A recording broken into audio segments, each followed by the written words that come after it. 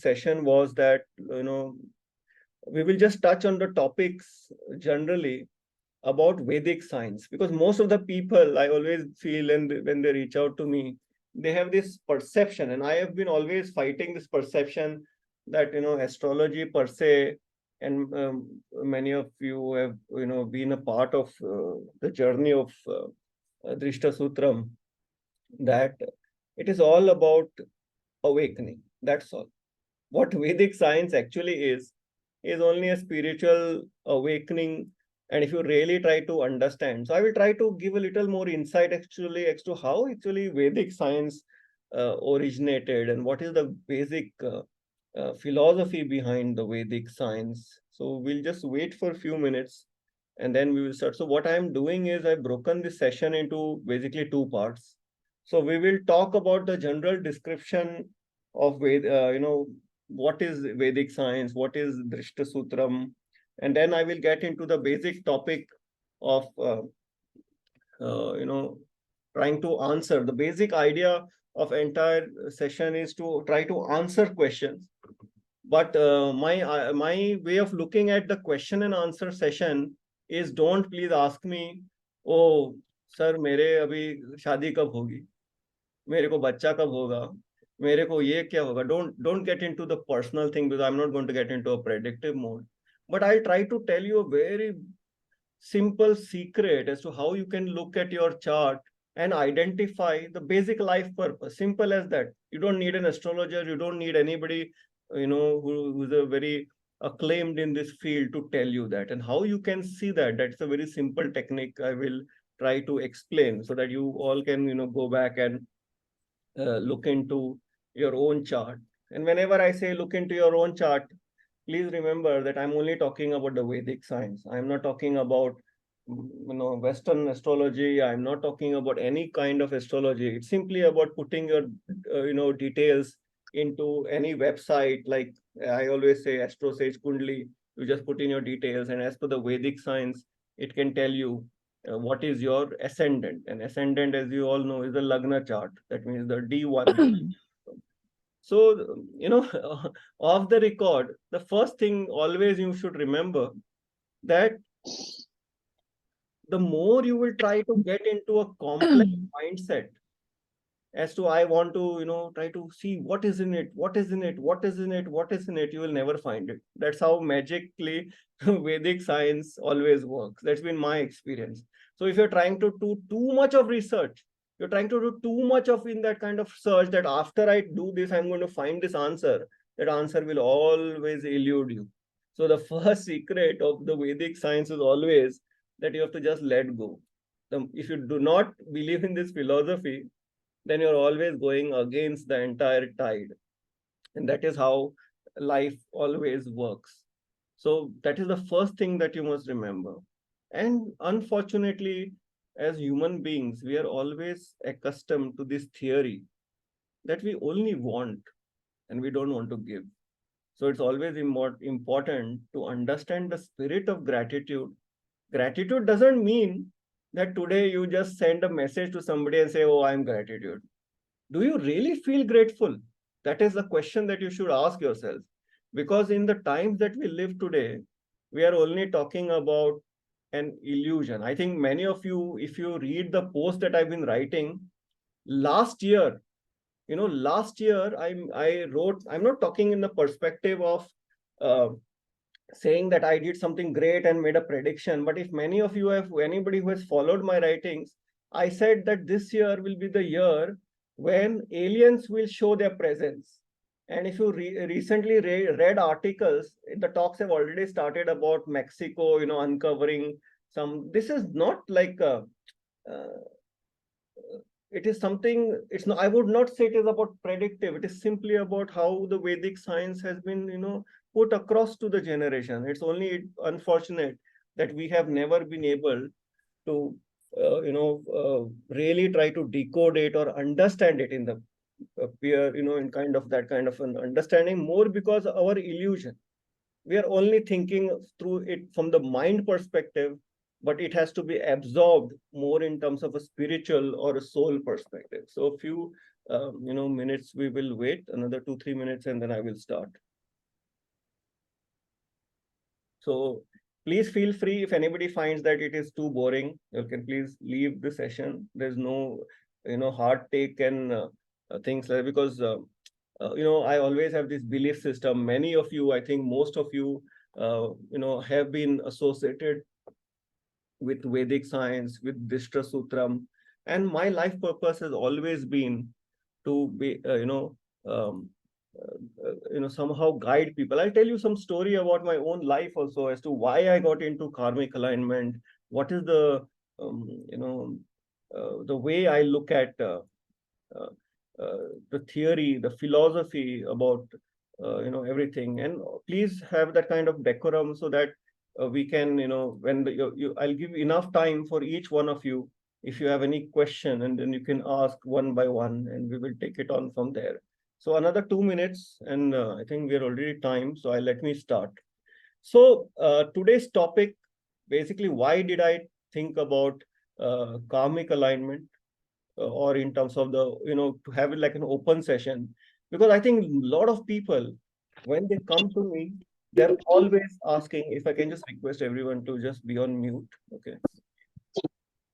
So the basic idea of this session, I think some people are still, so yeah, thank you. So that can make it much more, interesting.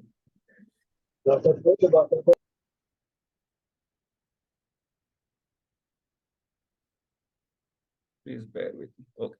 So the basic idea of this session today is just an open session. What I'm going to do primarily is take you through the journey of how I actually got into Vedic science also, and taking it from that cue as to what is your perspective of Vedic science. Many people ask me, and the most important question generally these days, and I'm happy to know that, is about spirituality. So I will try to address that also. I try to talk about the topic on health in Vedic science. I try to talk about the topic onto relationships, how do they work in terms of Vedic science, and also try to explain to you. See, my style of explaining this is always on the medium of teaching, so I will talk from that perspective. And please do realize that whatever has been my experience, I'm sharing there. It is totally acceptable.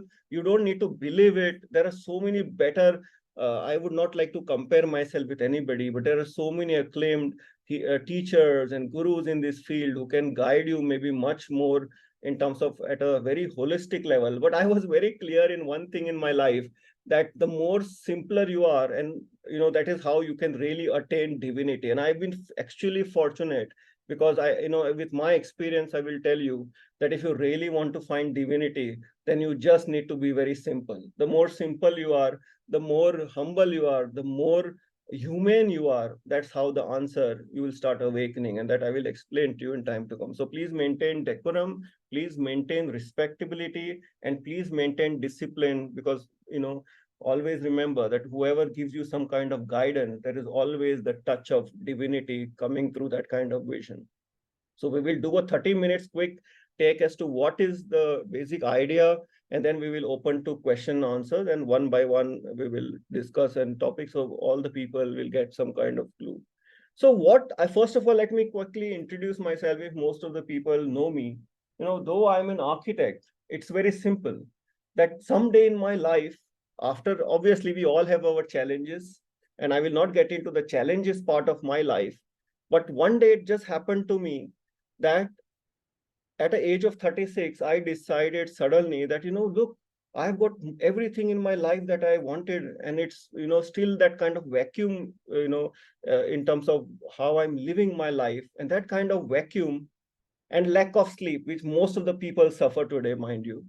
And that is the time I thought, there is something I need to really deep dive in and try to explore. And at that moment, I, by divine grace, I got connected to Vedic science, and I tried to explore it more in a medium as to why this is so. Why in my life, example, a lot of things happened even where I had no role to play.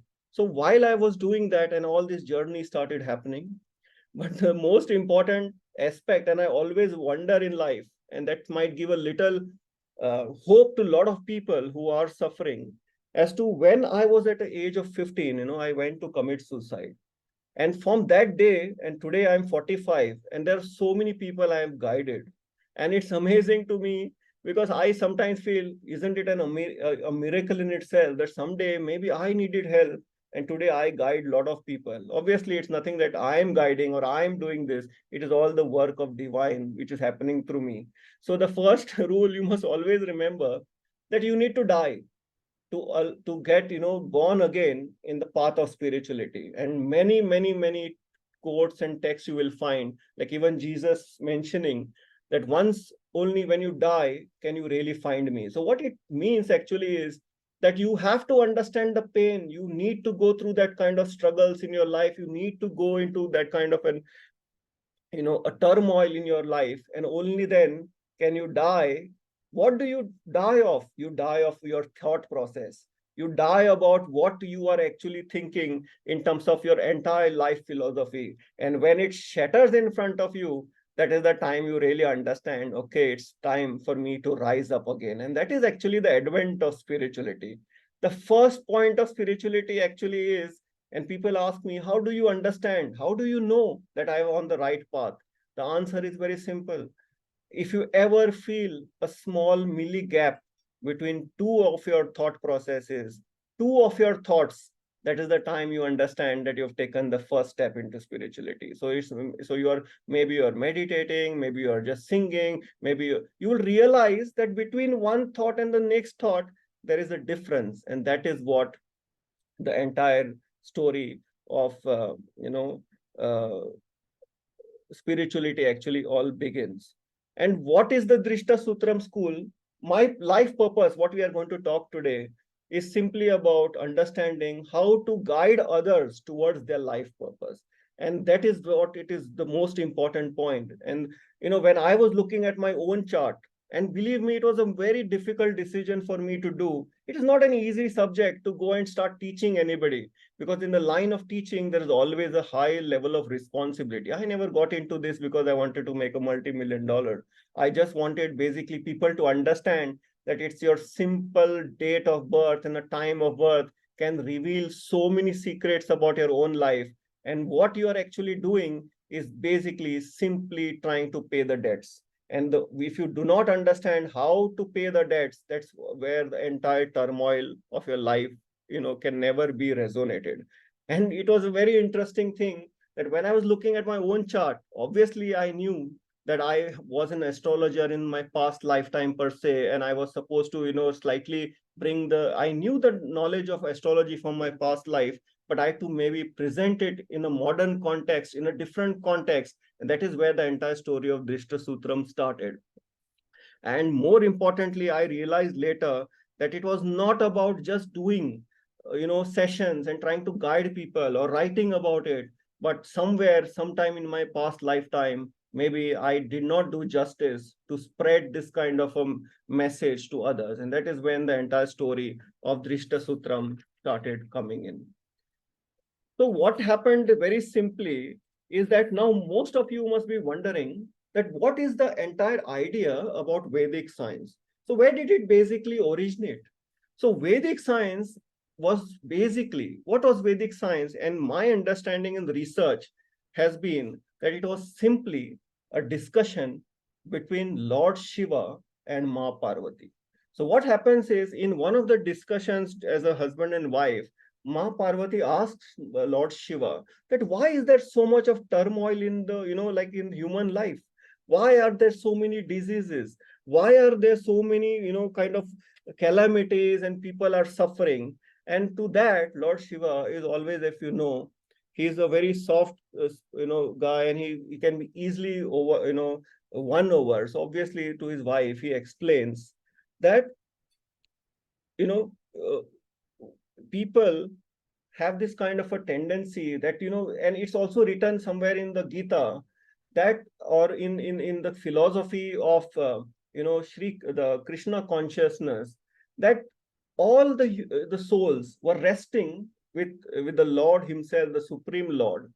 But they get very insistent that no, when, it happens with us, right? When we get into a comfort zone and, we start feeling that, no, I need to, many times we break this comfort zone. I want to experience something different. I'm living in India, but I feel, no, India is not the place for me. I need to go to US. That's where the place is. So it's always this kind of a turmoil in our own life. And same way the souls feel that why should I only be with Krishna, for example? Why should I be with the Supreme Lord himself in the Goloka? And then Krishna tries to tell people and the souls that no, please do not leave the Goloka, do not go to the human, existence, because that is where you will feel this turmoil. But they say no, we want to experience, because you always feel that the other side is much better. So it is said, like how the parents at one side, cannot deny their children that, when we know that there are some things which are not good for our children, but when they are insisting too much, and at the end of the day we say, okay, please, you go ahead and do this. We know that that is wrong. That's the same thing how the Supreme Lord behaves with these souls, and they come down to the earth, and they experience the turmoil, they experience the experiences. So basically it is said in the Vedic scriptures that the pure reason, what I could decode, is that the only reason a soul is coming to the earth is to basically become a better soul. So it is coming to become a better human being only. And some of the techniques I've always mentioned, that wherever the moon will be in your chart, basically I'm talking of the Lagna chart, that is where the turmoil of your life has always been in the past. And obviously the sun, the sign over there will reflect what is the kind of a experience you are going to feel in coming from the past shade, because you have always lived that life in many lifetimes and you have never changed. So the first rule is always remember that most of the people do not understand is that when they're talking about the subject of karma, where people, they feel that we know a lot of things about karma, but karma is not what happens to you. Karma is basically the reaction that you put in front of this situation that comes to you, because these situations have come to you in many lifetimes, mind you, and still you never did that decision because you were not awakened, because you are always looking for outside remedy, you are looking for outside help, but it was always within you. So it goes further in the discussion of Ma Parvati and Shiva explains in the situation, and he says that, so Ma Parvati, then he of course says that, okay, this is the way. So she says, is there any way one can decode and try to help themselves to understand how these experiences have to be felt and what a human being can do about it? And that is the time when Lord Shiva explains you can do it through Vedic science. I will not say astrology, because generally people always look at it in a hindsight of astrology, but I'll talk in the general Vedic science. So Ma Parvati further asks Lord Shiva that, can you explain that will everyone be able to understand this knowledge? Will everybody be able to understand what has been written in terms of this kind of a text? She says, then he smiles and he explains, he says, no, because there are some kind of parameters for somebody to understand Vedic science. And I will take it further, that please understand that there is no difference between Vedic science and spirituality from my understanding. And that is why I want to tell you from that perspective. So please do not think that just because I am doing this kind of a session, or I am doing work in this medium, that means I am talking about myself. No, it is simply talking about that if you want to become a better human being, there are some of the clauses or some of the preset conditions that you need to satisfy. And what are those preset conditions? So the first thing he says, that you need to work towards becoming a pure soul. So in a general understanding, what it means is that you need to be a better human being. You are always comparing yourself with others. You're thinking, oh, I'm a better, I'm much better than my neighbor. I'm much better than that. And then that is where your entire story ends. But it's not about that. You need to work on yourself to become a better human being. That answer only you can do, because at the end of the day, you know what is right and wrong. So that is something that you must always remember. The second point is says that you need to be sattvic. So what do you mean by sattvic? The interpretation of sattvic in this sense is not purely about food. Basically, it's all about your thought process. It's about your, obviously food is one part of it. your friend circle, the kind of, the habitation you do. So all have to be aligned to that kind of sattvic.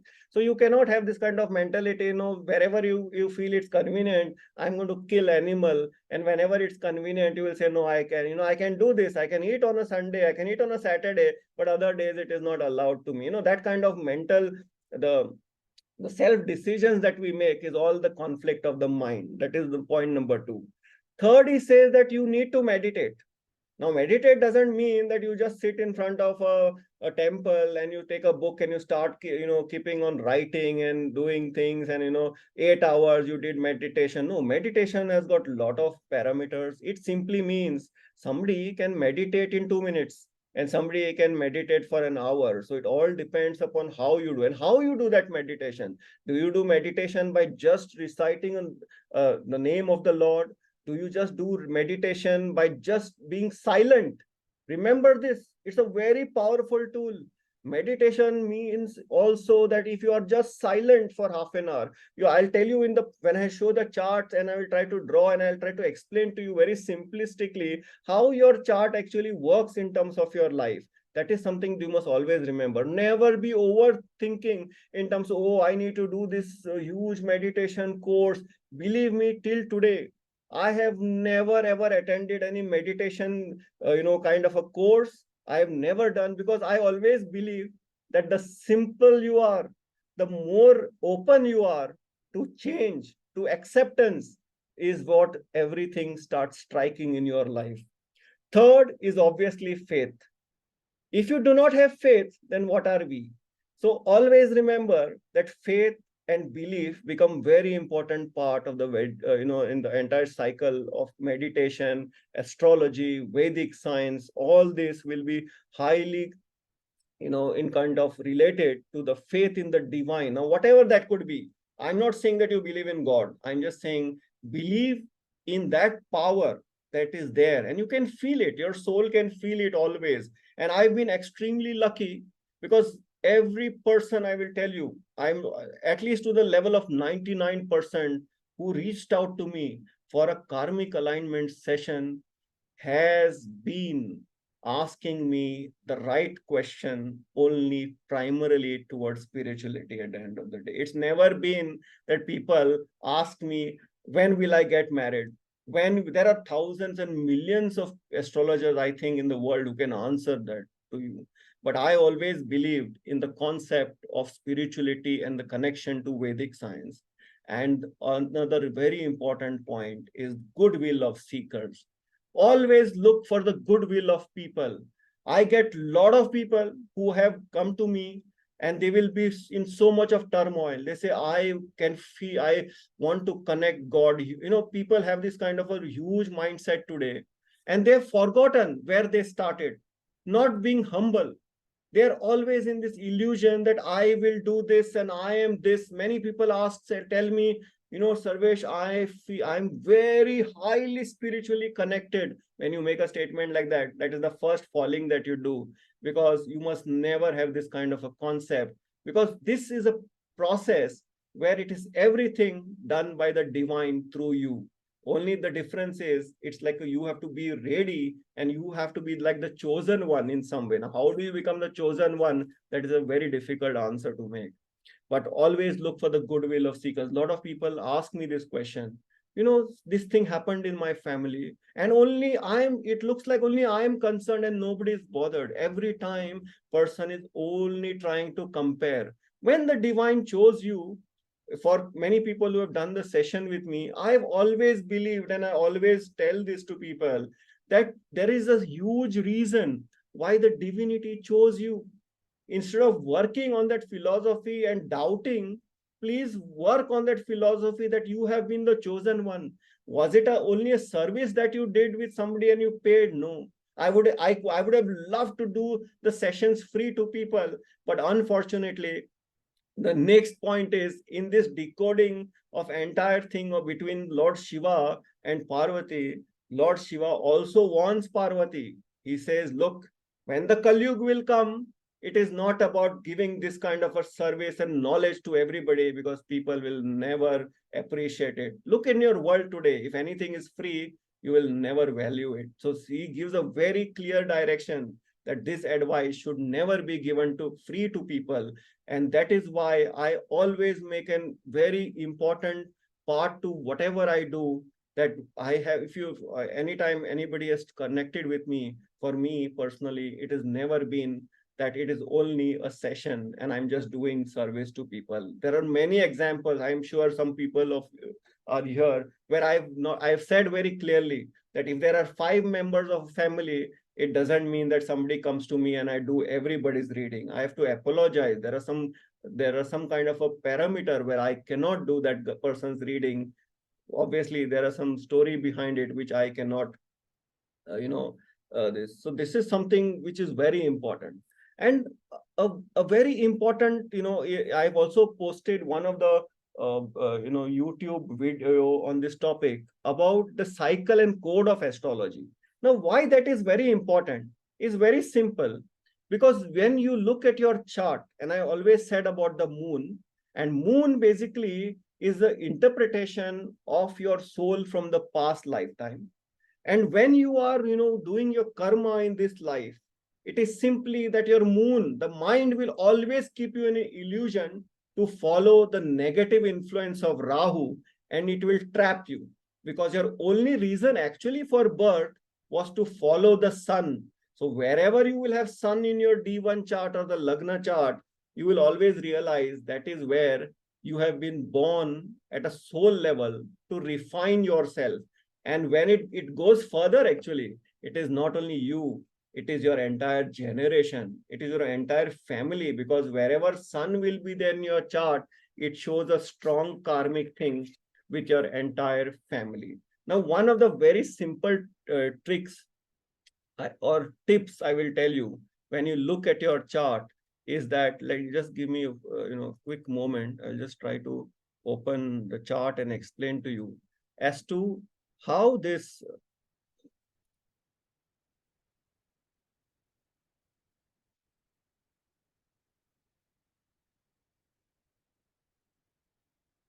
So I hope everybody can see the chart.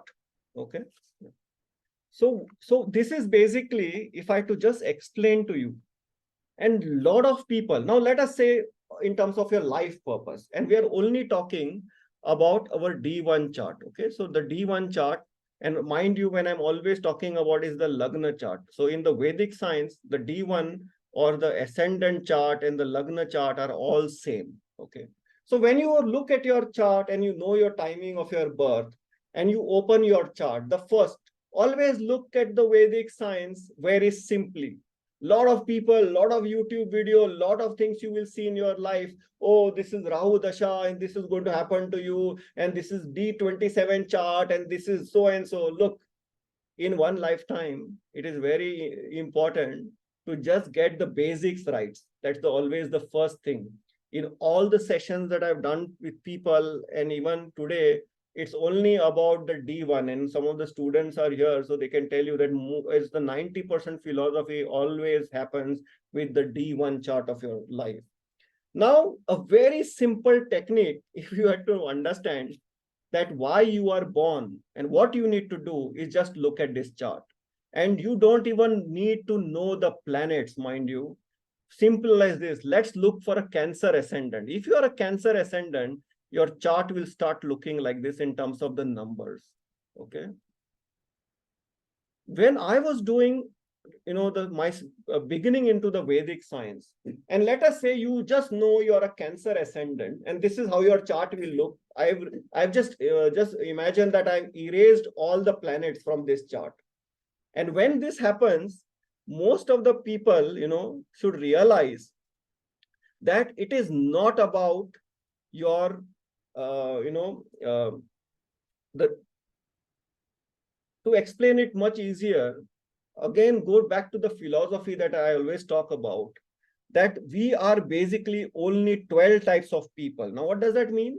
There are only 12 ascendants. So you take an Aries ascendant, which is 1, Taurus ascendant, Gemini ascendant, Cancer ascendant, you have a Leo ascendant, Virgo, Libra, Scorpio, Sagittarian, you have a Capricorn, you have Aquarius, and then you have Pisces. So what has happened is, in the factory of the divinity, you must understand, and this has been always the mind-blowing moment for me, awakening for me when I started reading the Vedic science, that the divine made us into only 12 types of people.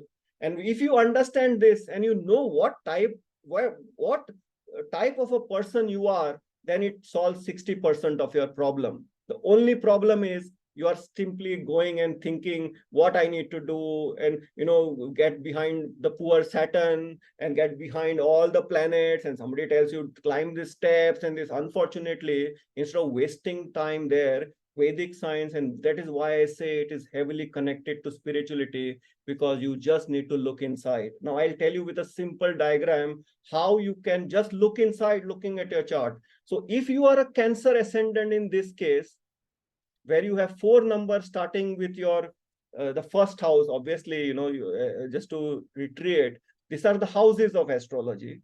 And if you need to understand how your life pattern begins, you are born like this is you. The first house is you. The second house is your family. The third house is basically your efforts, your neighbors, your siblings. Fourth house is your mother, your peace of mind, the comforts of your home, the vehicle. Fifth house is your children. The sixth house is your daily routine, your health, your court cases. There are many significations to every of this house, of course.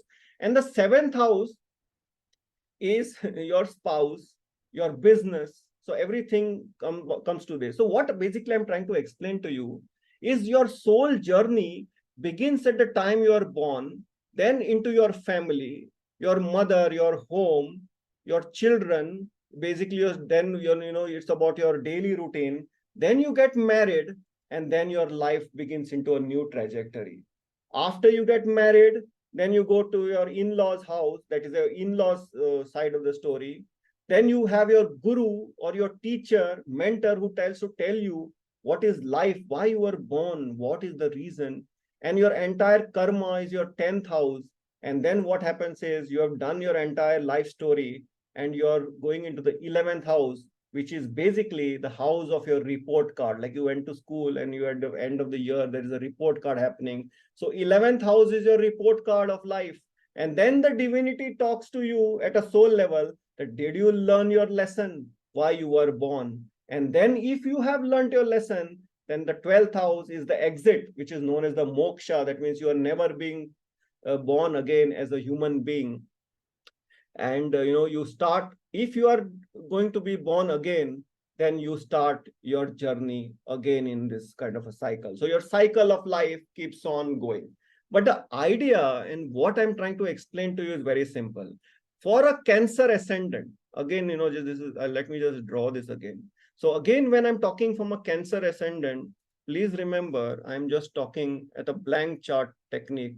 6, 7, 8, 9, 10, 11, 12, 1, 2, 3. So instead of focusing about, oh, I'm a Libra ascendant, so what will happen to me?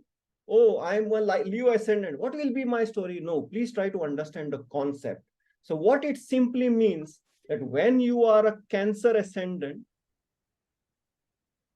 the 10th house, the 10th place, to the place that you are as a Cancer. So count 1, 2, 3, 4, 5, 6, 7, 8, 9, 10.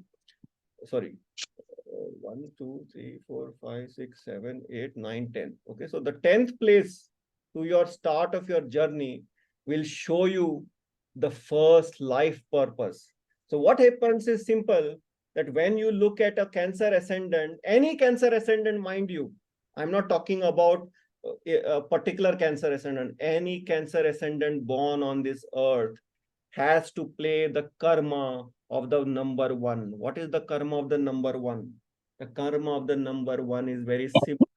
That means you have to become selfless. And what these people do? They become selfish. The battle is only here. So the battle becomes between doing for others and doing for themselves. And if you ask any Cancer ascendant person, they will tell you this, that at a soul level, their mind might not agree to it, but their soul level, they're always wanting to move ahead maybe over others sometimes. Okay, so it all depends on that. So if they have to change the kind of trajectory of their own life, they have to become selfish. Sorry, they have to become selfless. That means they have to do it for others. Now you turn it around and you see for a same thing. Okay, one thing I'll continue over here on this topic is that many people ask me relationships. Oh, and there has been a story in my research that most of the time, cancer ascendant people, 99% of the time, face the trouble with respect to their relationship or their spouse. Now, why does that happen? It is a very simple technique. The technique in this case is, simply about that you look at the number 10 the same way. The way I said 10th place to the number 4, you have to look at the number 10. And one of the example that I can tell you is Lord Sri Ram himself. Even Lord Sri Ram was a Cancer ascendant, and though he was the Supreme Lord himself, he had to take birth as a Cancer ascendant to pay the debt to whom?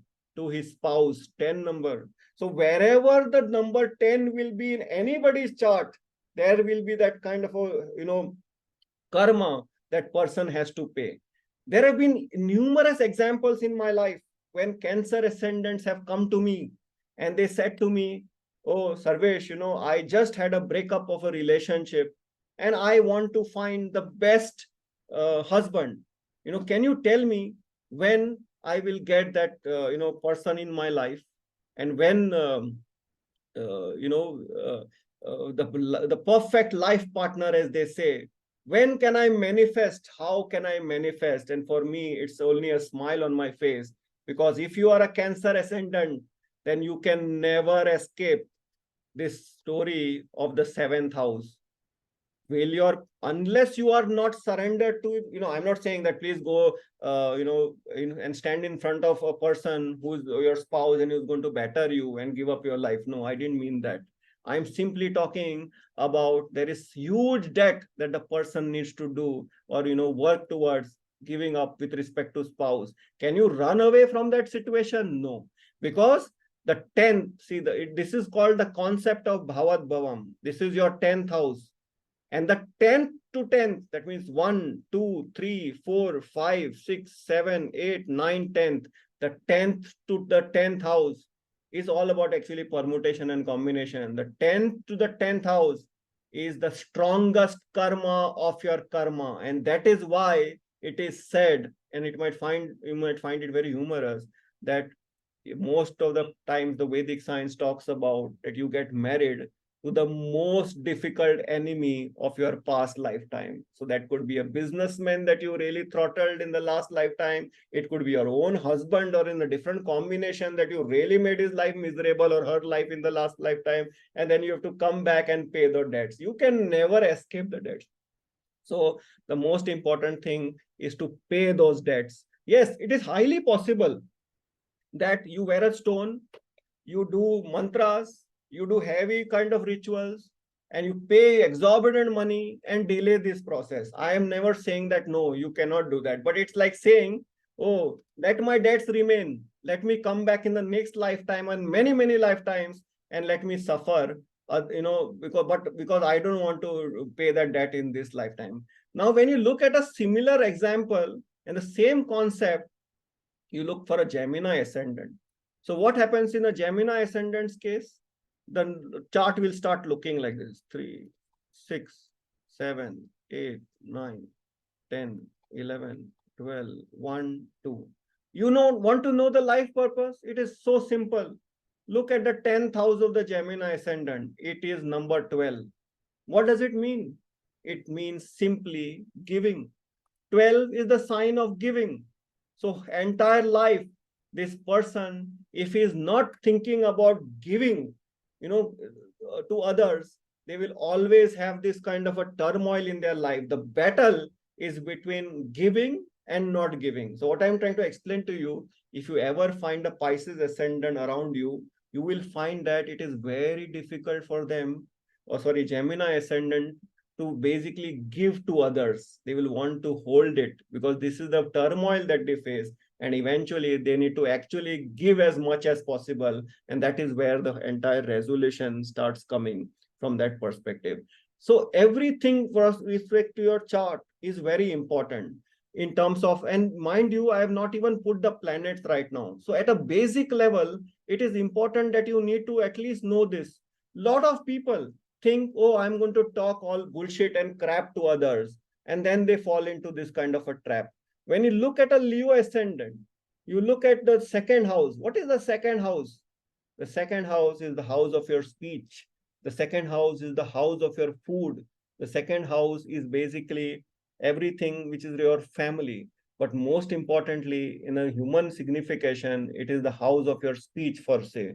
So what happens is, I've observed, this is in my own observation, that whenever the Leo ascendant will keep on talking bad about others, ill about others, trying to just talk anything, and this goes to every ascendant you can capture from the second house.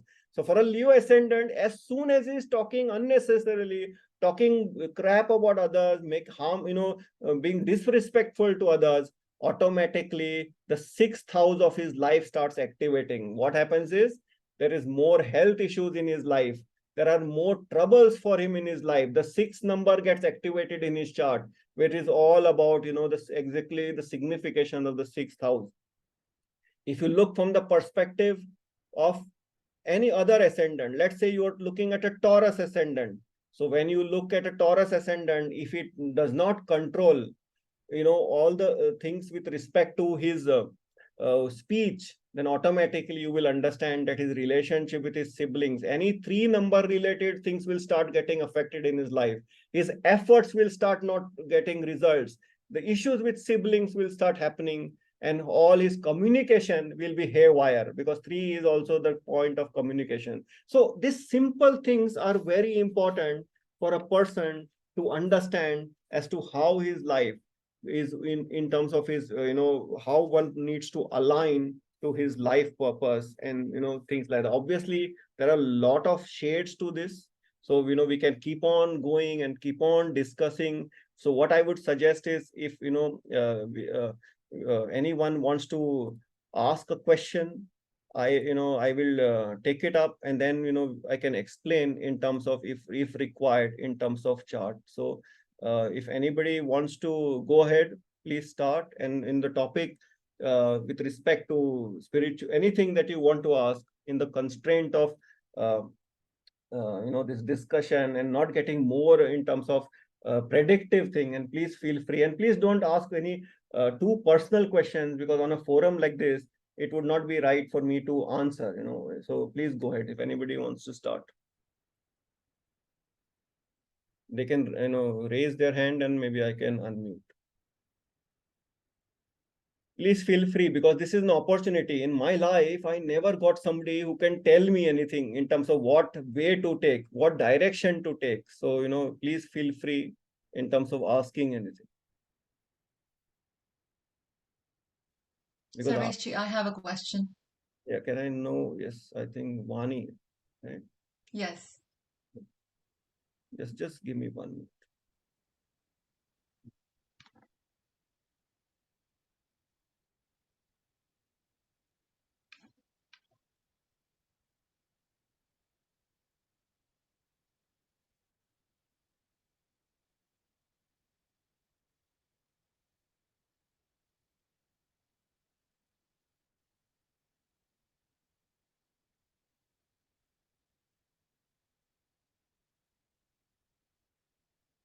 Yeah, please go ahead.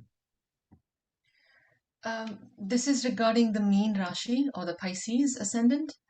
Just the basic sign of it. There are two fish in there. Now, are those two fish flowing in the opposite direction, or they are circling each other, like the tail of one fish is going into the head of the other?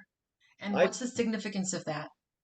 I think it is more like a, it's like a yin yang kind of a philosophy behind it. That's my understanding, because it is more in terms of, obviously, I do not have so much of detail in terms of the, your question in terms of your sign.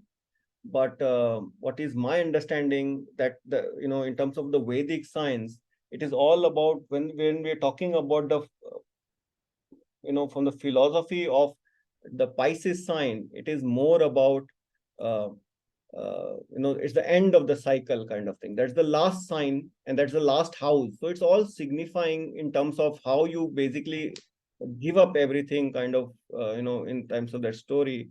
And it's your start of the beginning again, if you want to put it from that perspective. So, yeah, so maybe my knowledge from that perspective on the, the fishes and thing, but if my understanding has been more in terms of research, in terms of, it's like the both energies coming together, colliding, and it's like a new beginning again. So that's, I'll just keep Okay. it up to that. Yeah. Okay. Thank you.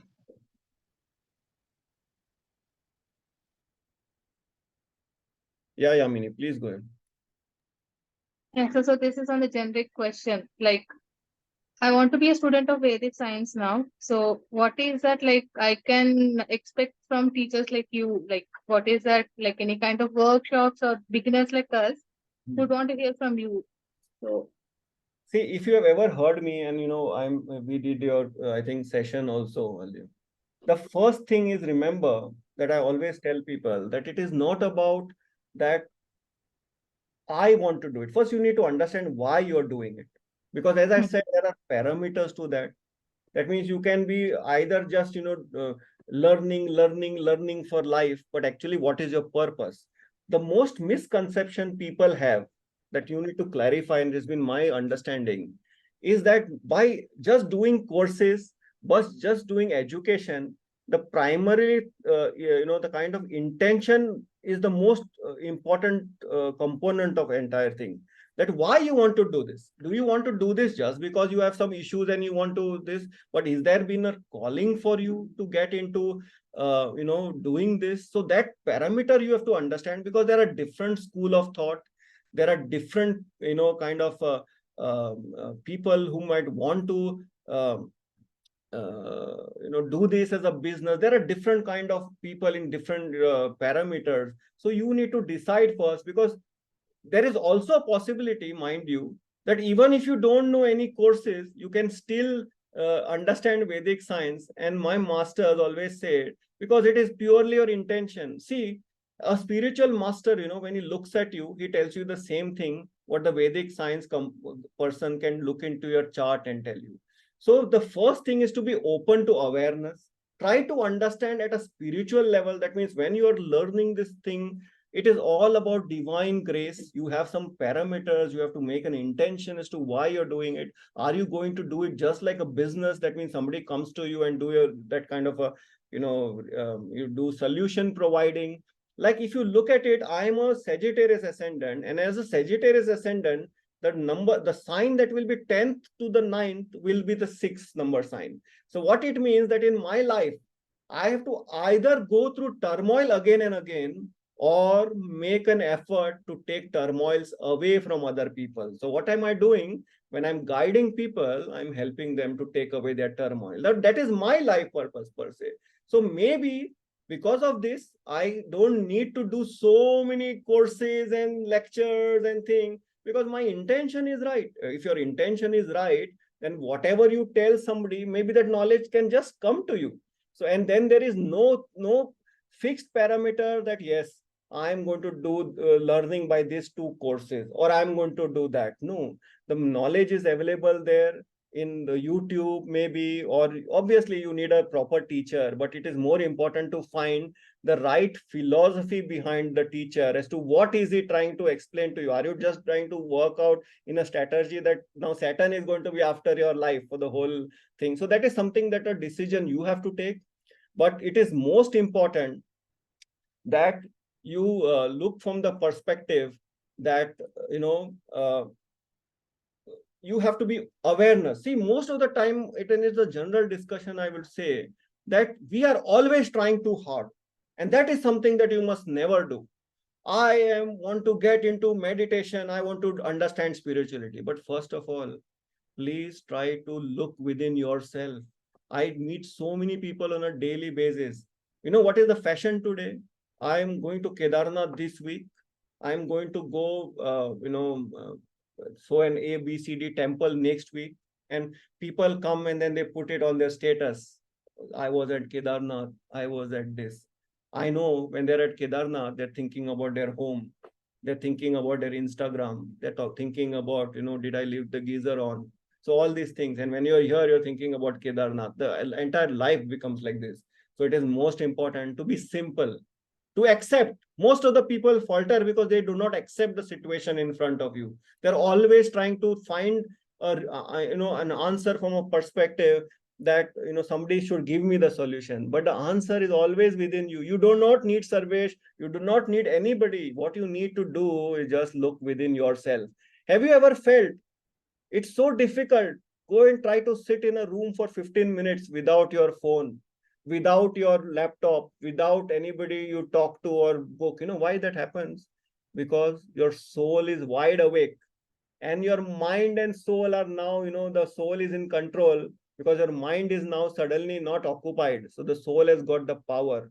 The soul says, hey, you have come on this earth for some purpose. When will you wake up? And that is the time when people find it most difficult, that's to go to sleep, or when they think, oh, I'm not getting sleep now, I need to get spiritual, so let me travel to Kedarnath, let me do this, let me do that. And the answer is always within yourself. So please be in that awareness. The answer, and I'll tell you, you all know the answer, but the only problem is you're always thinking to do a comparative thing. If divine came in front of you and he's telling you something, people will still want to clarify with the neighbor. Did he come in your dream also? Did he come and tell you this also? Because then it gives me more comfort. But remember, it's your life purpose. And also I tell the mothers, 99% of the time when the mothers come to me, I've always said this, that they say, forget about my husband. I think I've done and dusted. 45 years I've lived with him or whatever. I'm not concerned. I know he's never going to change. It's my ex. But please tell me how my child can have that perfect life. That perfection is never there. It will never be there. Because as you have your karma, the divine has also made them some ascendants. They also have to go through that route. They will have to go through those challenges, maybe, or maybe not, depending upon how they align to their life. That's been my belief system. But first, get your life into the right trajectory, because you have to pay your own debts. I go back, in my life, I've had so many experiences that somebody said to me many, many years ago that, Sarvesh, your life will start turning better after 45. Now I used to always think, oh, what a joke. Now did I realize, and why that happened is basically somebody maybe somewhere had that kind of knowledge, and when he was looking at that perspective, he could see that by that age of 45, I might be aligned to the Vedic science. Can you believe it that when I was small and I was growing up, there were so many experiences in my life. I come from Goa, where we open a bottle at somebody's funeral or at somebody's birth. So everybody, Goa is very famous for alcohol and all these things. But I was the only person in my entire family who never, even today, I don't drink alcohol. Not that I'm promoting or not promoting, substance. But what I'm just trying to say is that somehow that thing was always within me. Now, when I look back into my chart, I realize that what my, and I had always this battle in my life, that my parents separated when I was 3 and I went through a turmoil in my life. Everything that happened in my life, I was trying to understand, why is it happening to me when I have never done anything? I always saw, I learned a lot from movies. So you might be thinking about books and you might be thinking about high scriptures. For me, I always learned the lessons through the movies. Rahu taught me. You get scared of Rahu? Movies are represented by Rahu. So I saw the positive side of Rahu through the movies, and my lessons were always learned from those movies, which I can now relate. So always it happened to in my life. I realized that why this is happening to me now. When I look back, and you'll be astonished to understand, it is not even mine. I am paying the debts of my ancestors so many lifetimes ago, that some of my ancestors might have not done some justice to so many people. And till today, 95% of the people who come to me are females for guidance. And when I look at my chart and my lineage chart, I realize that the female were wronged in my lineage. So what has happened is that I had to pay the debt, to pay back somehow to all, maybe anybody who I touched, there had some kind of a, kind of a connection, which divine said I had to pay that debt. So the first remedy I always tell, and I won't say remedy, but I always tell in terms of alignment, that always on every Amavasya, please give out something in the name of your ancestors, because that is the most strongest thing that I have seen it works. That even if you give a little, see, it's been my experience that when I was reading the Vedic, literature and lot of things, that instead of focusing more onto stones, which can be against you sometimes, because like it's like, you have been prescribed a crocin paracetamol tablet during fever, but you're keeping, every day, that if you keep that medicine on, how would you feel? So the same way the stones may work like that. That was always been my analogy. That means in a particular period of your life, maybe that, Pukhraj and whatever, it suits you, but when the time goes, it might not suit you, because the other planets could create disbalance. So I never thought of, getting into that kind of thing. Then in terms of mantras, so I always believe into doing something where maybe the planets will never have a reaction. Why would somebody feel like the planet, let's say hypothetically, feels bad that if you helped a poor guy to eat his meal, or to give him a piece of cloth, or, so I always looked at in from that perspective, that please be kind to people, please help out people. And as a family practice, we made up a decision that every month, whatever is a possibility, because Amavasya comes, the new moon would come every month, and that is the day when it is said that the energies are very much in terms of alignment to our ancestors. So instead of getting into that philosophy, what is the time, I get, people get so obsessed. Can you tell me which is the time I can do this donation? What is this I can do donation? Should I wear that and do donation? See, instead of putting your mind into an obsessive thought, please do good. So on an Amavasya day, it could be anything. You just give it to some needy person, and you see in 3 months, you will see the results of your life. And what I've always observed, in my own, it's not that I'm, something divine himself. I'm just like a mediator in between. And I really don't know till how long I have to keep doing this. But most of the time, please first battle with your own mind, because your mind is something, it's a strong influence. And not only one influence, it has been done in so many lifetimes. You have thought the same way, you have acted on the same way. So the illusion is something that you need to break. So that is something. But I always answer the questions in a very long process. But what I'm just trying to tell you is that when you are setting on the path of any Vedic science, please be very clear that it is not the content, not the quantity of the information that will transform you, but your intention. Believe me, I don't know anything compared to maybe so many people. Maybe there are people in this forum who know much more than me, but I've always believed that leave it at it. That means you just take it off simply, and then there are miracles. How experiences I go through. Someday I just feel, and my spouse is on this forum, and she can tell you that we say, okay, let's go out for a coffee out of nowhere. And we went into a place, and we went and we sat down. And I was observing a lady out of the blue, and she just came at our table, and I started talking to her. And before I knew it, there's no chart, there is nothing. I was just starting talking to her, and I said to her that it seems to me like, this is like your last lifetime on this earth. And just she looked at me, and she just started crying. So, and it was an amazing moment for me, because she, what she told me immediately, she said, look, last month, my brother expired, and he always talked like you. So when I was looking at her, there was a strong influence I could see in her chart with respect to some of the combination. I could just look at her, and somehow I could, maybe not all, but I could gauge that this is the combination of her chart maybe. And I was just talking to her with an intention. There was some message I needed to deliver to her. That's what the feeling I felt.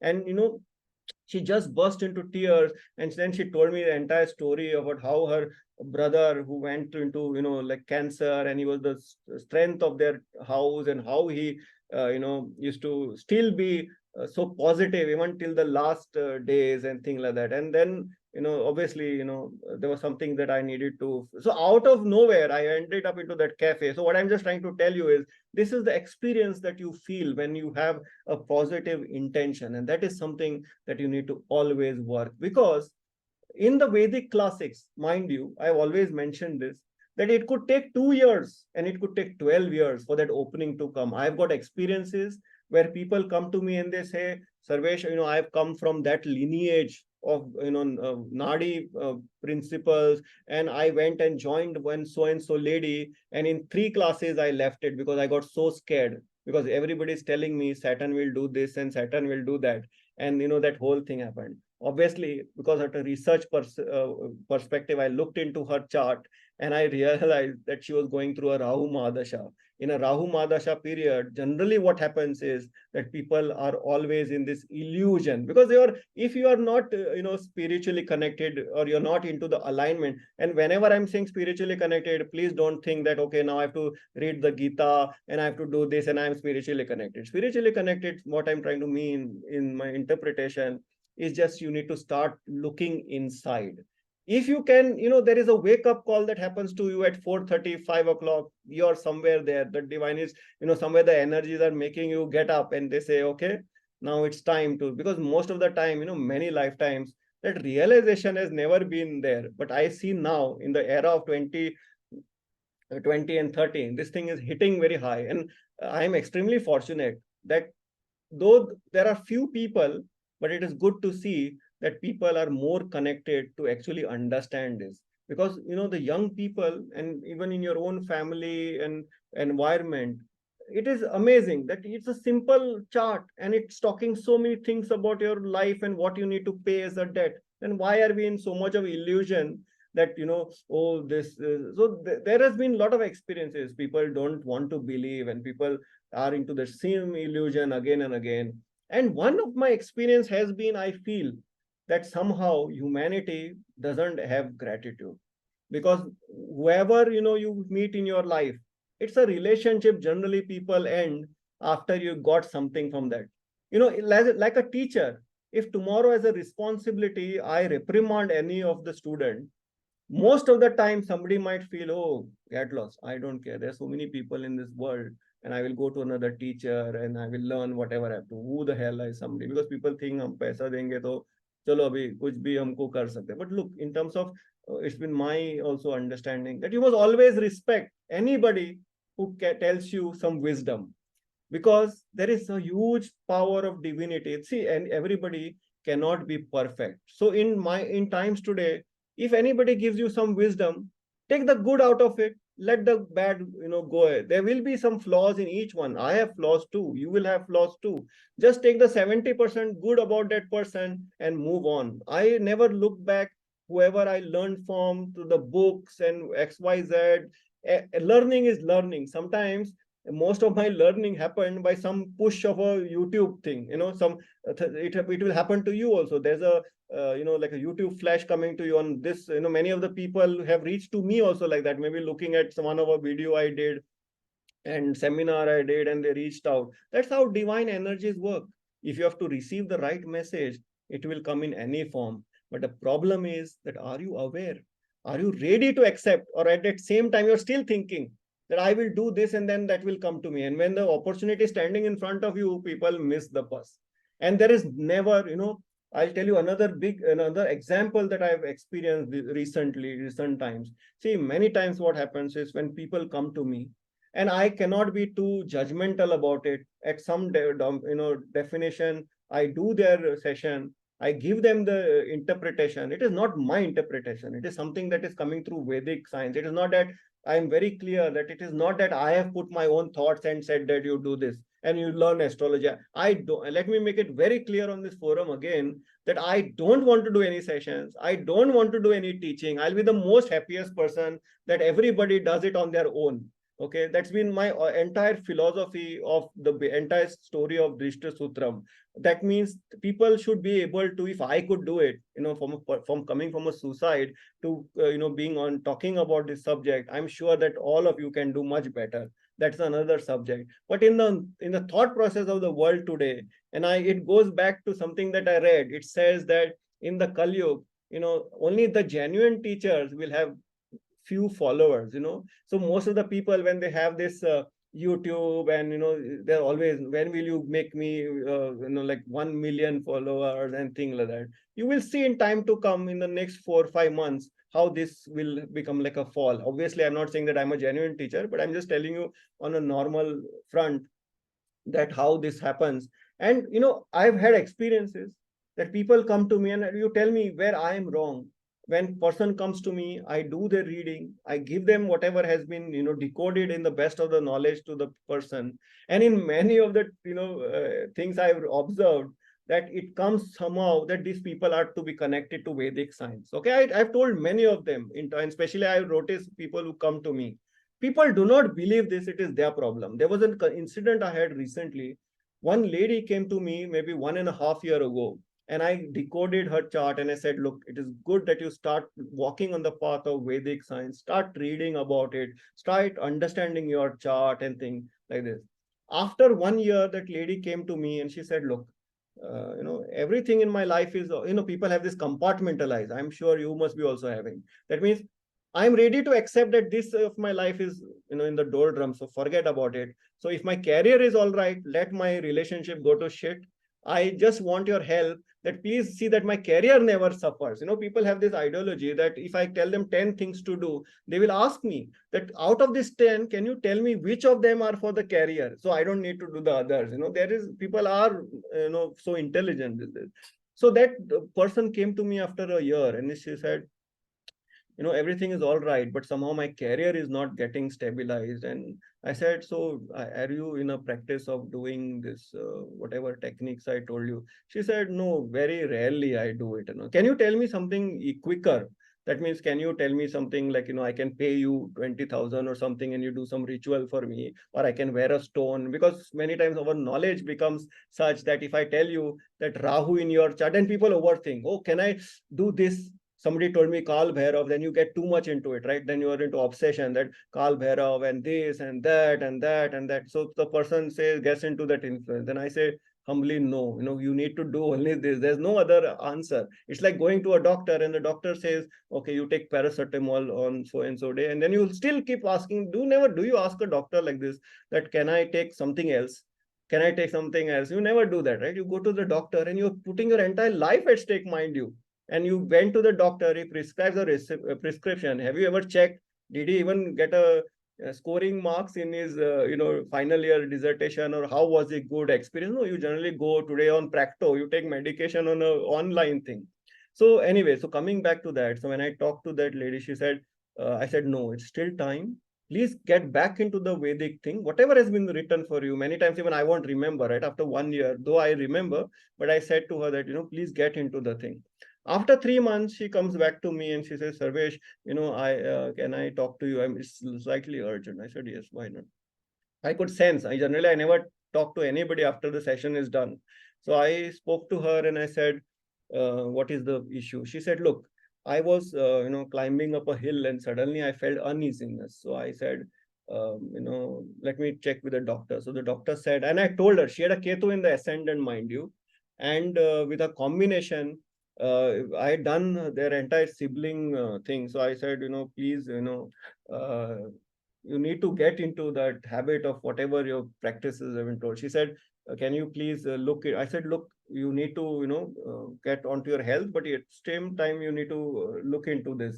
So after 3 months, that girl again comes to me and she says that I've been detected with malignant, I'm suffering from that. Now, I was very disturbed actually, more than anything, because unfortunately, when we want some kind of an advice, we go to somebody and we take an advice, but we are always thinking that I will, take whatever suits me. Again, the mind comes into that turmoil, and people, when they have this kind of philosophy, so so sometimes it's very, it's like a battle for me also, when people actually do not, look into this. And so what is most important is faith. surrender, and you go to something, it aligns to you, your soul awakens you, you reach out to somebody on some parameters, and at the same time, if you're still thinking that there is something else, then it will never happen. You should always let life guide you. Because look, do you think that I'm so sure myself that I'll wake up tomorrow morning? I've never looked into that parameter. You should always enjoy this moment. Do your best in this moment and not get into your past or into your future. So whenever you are into the turmoil of your life and you're thinking Saturn Mahadasha, Rahu Mahadasha, you need to slow down. You need to just think about this moment. And that is where the entire connection of Vedic science and spirituality happens, because it talks only about the moment. And you listen to any of the spiritual masters, and they will only emphasize about the moment, because what has gone in the past, you have no control of. What will happen in the future, again, you don't have control of. What you can do the best is that karma is coming in front of you now. You just do the best in that given situation. If you follow one step at a time, your life will totally transform. If anybody here thinks that Sarvesh gets up in the morning and is doing 2 hours of practices, forget about it. There are times when I'm just in, maybe chanting for 2 minutes. There are times when I'm just doing breathing exercises for 10 minutes. So it is enough. Once you are into that kind of alignment and your thought processes are right, there are times you don't even need to go out of your house to go and do that offering. Many people think, how will I go and do this offering? Where will I find? Intention is there. There will be somebody at your door and saying, please give me this. So this is how the power of Vedic science actually always works.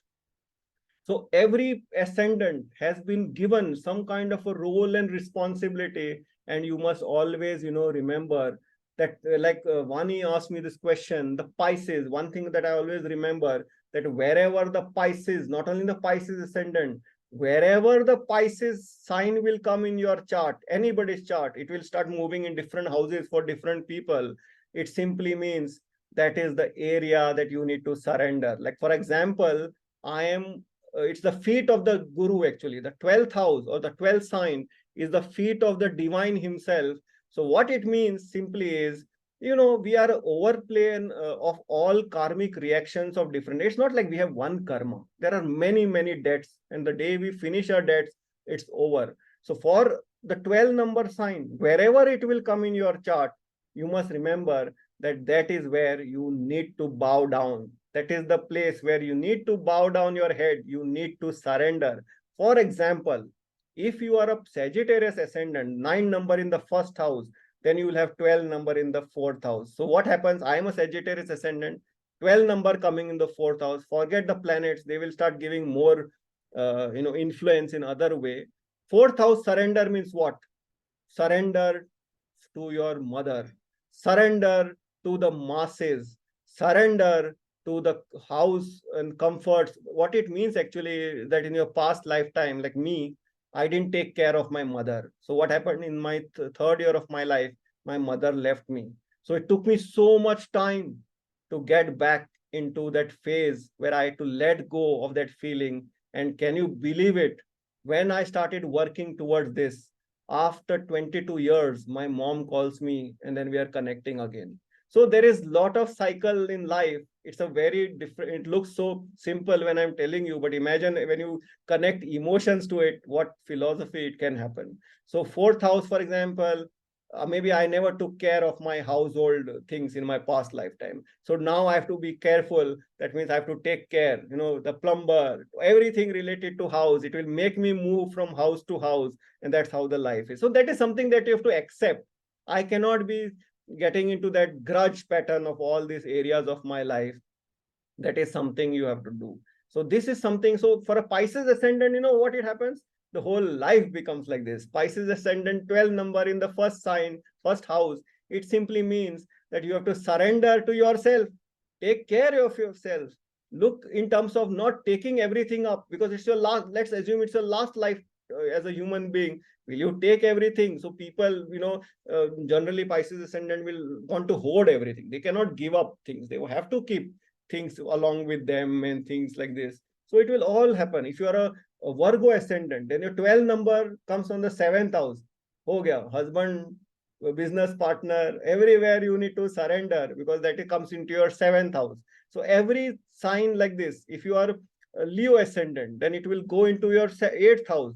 So that means what? Surrender to Vedic science. 8th house is astrology. 8th house is hidden science. 8th house is in-laws. So if to surrender to your in-laws, there will be some stories in your life. So just by looking at your ascendant, there are a lot of things that you can. But one of the secret that I always realized is, if you want to control the transformation, that is the 8th house of your life, simply is start walking on the path of Vedic science, which people also call, one form of it is astrology. So if you practice it for your own self, not like I want to become like a business, I'll start putting my hoardings everywhere and I'll do predictions and, you tell me this. That's, see, obviously it's my belief system. That is something somewhere that you start interfering. That means this is going to be your prediction. And, there is a little backlash, I believe, in terms of that happening. But only the chosen ones, I believe, get on this path. And if you are lucky and if you feel that soul awakening from yourself, then I think, you should feel blessed. But it's a huge responsibility that you will hold, because, even when I teach people, I make it a very, when I started off on this field, I was very clear and set some preconditions that with this, without this, I will never teach anybody. So, I never do that. And there are many people who want to join whatever I'm teaching again and again. And I always ask them, why do you want to do that?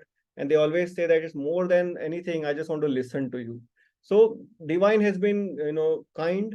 And again, I will like to emphasize, I really don't want to do sessions and I really don't want to do the teaching, but that's how life is. We have our karma to play, so that is something. So that is something that you must understand very genuinely, I'm telling you, and especially to Yamini, because as I'm telling you from that perspective, if you're coming from that kind of school of thought, oh wow, it is so glorifying maybe to do this, then let me assure you, it is nothing like that. It's a huge responsibility, because when you're guiding somebody, you must understand that it is not like, it might make a difference between life and death for that person. So it is very important that you do your effort well.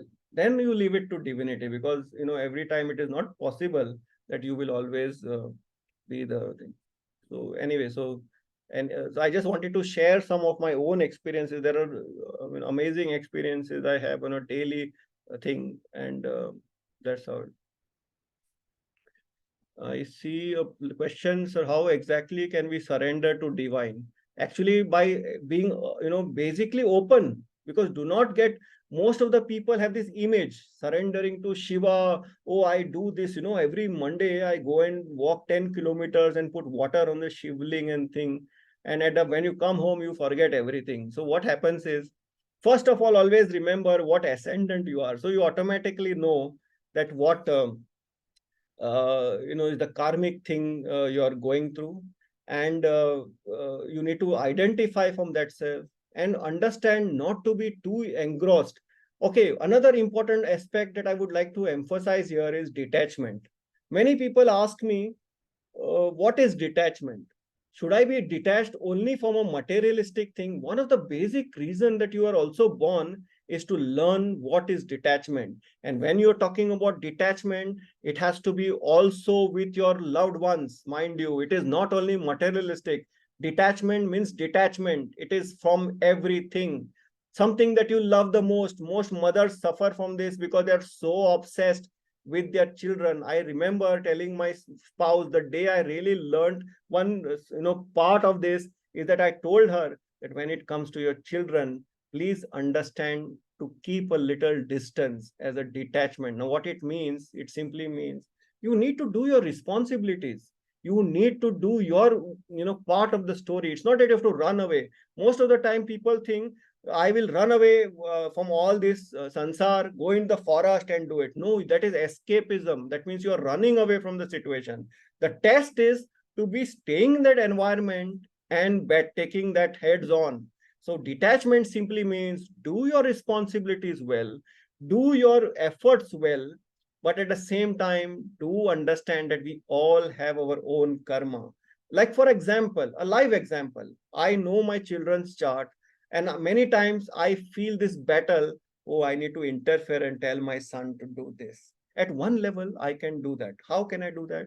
Maybe I can tell him to wear a watch, for example, in terms of his chart or whatever. I can guide him towards some career, but I have to come back because I cannot be overpowering him until he is ready. There are some challenges, there are some battles he has to go on his own. He has to go through those falls in this life and then wake up. And that is what has been destined for him. I cannot interfere. So never make this mistake, because between the age of 42 and 48, as I always say, if you are lucky, then your soul awakens you. Otherwise, the battle between 48 years and 60 years, your karma, whatever you will be leaving behind, your children will have to take over. And then it goes like a cycle. So if you want to really help your child, please walk on that karmic path first. Start paying your karmic debts. Any ascendant you are, look at your 12th house, 10th house, sorry, and you will understand that you need to get into that kind of a, area. Like for example, if you're Virgo, then your 3 number sign will come in the 10th house. You need to get into communication. You need to get into, some kind of a thing, siblings. All this karma will happen. What Virgo ascendant will do? Will want to break away from their siblings. This is how it happens. It's like a trap. You are always falling into that trap because you are trying to do something which is out of the box kind of thing. You always think, oh, my friend is doing this. You'll see nowadays, you see the YouTube and you see the Instagram. There is a sadhvi doing pravachan, and every person is at the best of a jewelry, the best of saris. It's like a total show of, kind of the thing, how people are wanting to display themselves, and the entire, the content of the thing starts going. So what is most important is that people are in this illusion actually, that too much of want, the desire. It is not wrong to find, I want to have a Mercedes, it's not wrong, it's a human desire. But please don't become so obsessed about it that you feel that I will not be able to now move from one place to another without this car, and until I get this Mercedes, I'm not going to travel. This kind of obsession is not required in kind of, so simple you are. And on the path of spirituality, if you really want to do anything, then you have to start accepting. How do you accept? Simple. What ascendant are you? Let's say Cancer ascendant. You have to accept that 7th house is going to be a challenge. Start surrendering there. 10 number coming in the 7th house of a Cancer ascendant. There is no escape from this. Is coming from the past lifetime. Look at the story of Raja Ram. If he had to stay away from his wife, the goddess Lakshmi herself. So imagine what is a human being in front of a divine himself. So there is no escapism. You have to first come to terms of acceptance, then get ready on that path of walking that way and start living in that moment always. We are so obsessed between, my victory has always been, in spite of challenges in my life, there have been times in my life I had no food to eat. I told you I had gone on the verge of committing suicide. I did everything in my life, but I never gave up, because that is something maybe that, that spark inside was always there. And now I look back, I feel happy, though it is difficult, but I feel happy that maybe because of my death, the journey of my death, which I call, helped me to trigger the new spiritual side of me. So that is something that I could really look at it. So always be ready for that. That means there is some purpose that you have, and we all have a purpose. Don't become so obsessed, and then people fall in the trap. And then the time comes, as I told you as an example, another lady who came to me, I said to her, please do this Amavasya. You have a karmic debt with your family, because there's a strong combination of Saturn, Rahu on the ascendant. Do this kind of donations every month. After 6-7 months, that lady, when I asked, what she asked, said to me, नहीं, हम रोज सुबह ना हनुमान चालीसा लगाते हैं, but मेरे को ना याद नहीं रहता कि अमावस्या कब है. So this has been the example. Okay, it's up to you to take that effort. if you don't remember, make conscious effort about it. Like even in my house, we have a calendar which we circle and say, okay, this is Amavasya, we have to be remembering this day, we need to do whatever, X, Y, Z. So it's always about you. Don't you remember when you're going on a holiday? Don't you remember when you're going for that great international trip abroad? So everyone has our own thing, but when it comes to that path of doing the difficult, we always want to chicken out. So always work on that philosophy, never to give up. And at the end of the day, as the Bhagavad Gita clearly says, someday, somewhere, you will have to trust your guru, your teacher, your master. If you're going to keep doubting people in your life, then that perfect guy or the perfect guru or the perfect master will never come. Because even after the entire recitation of 7,500 verses in the Bhagavad Gita, and the 45 minutes, actually the discourse is of 45 minutes between Krishna and Arjun. At one time, Arjun also forgets, actually, like a human being, and he says that, and mind you, Arjun forgets Bhagavad Gita after that entire episode. So he always asks Krishna at the end of the discourse that why what is this karma then? Something like this. So Krishna tells him very smilingly that when it comes to the story of karma, he says, just leave it to me, because neither the gods, neither the human, mentality will ever be able to understand what karma is. And then you leave it to that. So what he's trying to interpret is, we are always trying to think too much. Why did it say like this? What does it mean? Krishna, many times, what happens? People always tell me, Sarvesh, what is this here, Bhagavad Gita? All the time they are saying, I am God, I am God, I am God, right? But if you start, I'll give a simple technique. If you start reading the Bhagavad Gita and simultaneously start learning Vedic science in whatever capacity, you will understand how much of relation it shows about everything. And now we are talking about Vasudeva Kutumbakam. People come to me from Norway, different religions, different, thing. And I tell them all these things on a Vedic science perspective, and they are still amazed. Many times they are not in belief, they have a different mindset. That, I have one example I'll tell you. I have the person I report to is a Britisher. So when I looked at him, one day, obviously, you always want to help people. I looked at him and I said, you should wear a watch. Okay. So he just looked at me and he said, I really appreciate what work you do and thing. But, I come from a different background and we don't believe in all these things, whatever. So I also respected it and I let it be.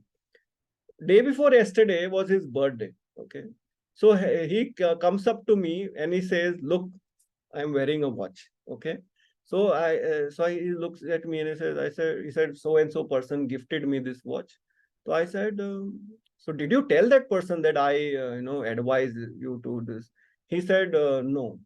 So, and coincidentally, what type of watch I told him, and that was the same watch was gifted to him. And more amazingly, he was wearing the watch on the right hand. So most of the time you will never find people wearing on the right hand.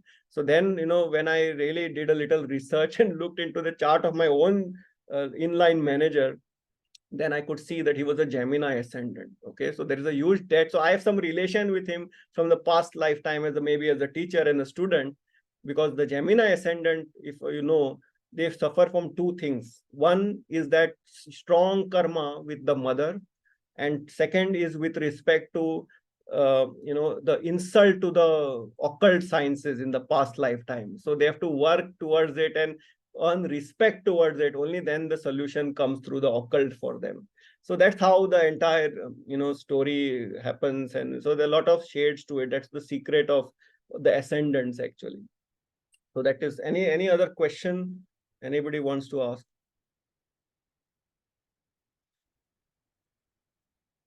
Yeah, Pooja ji. You're on mute. Sir ऐसा होता है कि किसी से हमारी frequency match नहीं करती है, लेकिन वो हमारा फ्रेंड है, हम जब भी मिलते हैं हमें फ्रस्ट्रेशन फील होती है मीटिंग के बाद, तो ऐसा क्यों होता होगा? See, the first thing that you must remember इस केस में, आपको लाइफ में देखो, there are different parameters आपको समझना चाहिए कि आपकी जिंदगी में बहुत ऐसे लोग आएंगे which will come in one kind of, there is a 7-year cycle actually, जो मैंने देखा है. एंड एक्सपीरियंस किया है। इसका मतलब क्या है कि हर 7 साल में, चाहे वो आप यूनिवर्स बोलो, चाहे वो डिवाइन बोलो, जो भी आप बोलना चाहते हो, ये आपका साइकिल आके आपके सामने सेम खड़ा हो जाता है और आपको पूछता है कि क्या आप बदल गए हो कि अभी भी आपको वो धक्के खाना है। What it is trying to say is that आपको अपने पे फोकस करना पड़ेगा। In my own life I have observe lot of times, मतलब से in my 3-4 cycles, 28 years, 36 years, every time my focus was to change somebody else. Meeting में बैठ के मेरे को 12 लोगों को समझाना था कि ऐसा करेक्ट है। It's not about right and wrong, I am saying still that I am right, but मेरा फोकस ये रहा कि दूसरों को चेंज करना है। ठीक है, तो कितने साल खराब हो गए, 28 साल। बट जैसे मैंने टर्न कर दिया, अपने अंदर देखना चालू कर दिया एंड सोचने लगा कि forget about that person, he is doing his own karma, I have to see how I have to do, then the whole perspective changes. नहीं तो आपके लाइफ में हमेशा वही साइकिल, वही लोग। I give an example. Today you think, oh I am a spiritual person, I don't drink, I don't do this, I don't do that. Obviously, my friend circle will not be that type of people. They want to party every weekend, they want to do that. So there are two sides to it. One is that automatically when you get into this motion, you will see that this cycle starts getting cut off from you. Okay, that is one aspect of it. But the other side is you cannot run away from it also. That means you have to still be there and try to test yourself. That means you are into doing all your things and whatever, but you don't need to convince everybody कि यही करना सही रास्ता है. Because at the end of the day, also remember when the Gita was written, Krishna says very simply that please do not think that everybody will understand this. There will be the other sides also. You know, another side, people always ask me, अरे वो तो इतना पैसा कमा रहा है यार, तो उसको तो कोई प्रॉब्लम नहीं होता, सब साला प्रॉब्लम हमारे को है, हम तो ऑनेस्ट है, हम तो वो है. That again, the story is only that about you. Focus about you. Now it's like saying, I had so much turmoil in my life, and so I have to make everybody's life miserable. No, the choice is always yours. There will be consequence of that choice. How you react, how you behave, that will always be there. But the opportunity is in front of you. Today, you go to I remember the time when I got married. Wherever I went, people were saying, "Oh, you are a Goan yaar. क्या यार तुम दारू नहीं पीते हो, तुम ये नहीं करते हो, इसका मतलब तुम गोवन हो ही नहीं." For example, now should I feel so this about it? Okay, I have to prove that I'm a Goan, so I start drinking, right? It doesn't work like that. So you have to learn how to push that. By practice, those things start happening. Now, many times people ask me, Pujaji, that why, should I eat non-veg? And I always told them, do whatever you want to do until your body tells you the thing. In my own life, I came from Goa. I've been a fish eater all my life. Then obviously non-veg, I've been traveling all around the world. But there came a time in my life when I felt, no, this, I can't, not because that on that philosophical note or any other note that, I was killing animals, that's another side to it. I cannot explain that story. But more importantly, my body said, no, it can't suit you anymore. So that's the time when I had to decide, no, now it doesn't suit me. And then willingly it, went off my chart. I'm not eating any non-veg. So the choices are up to you to make. There will always be a decision. Like in my own family, my daughter is 13. She made a conscious decision. We'll always leave it to our children. My son is a non-vegetarian. My daughter is 13, but she doesn't, she has nothing to do. She's more happy, something like this. So it's always your conscience and your choice to make.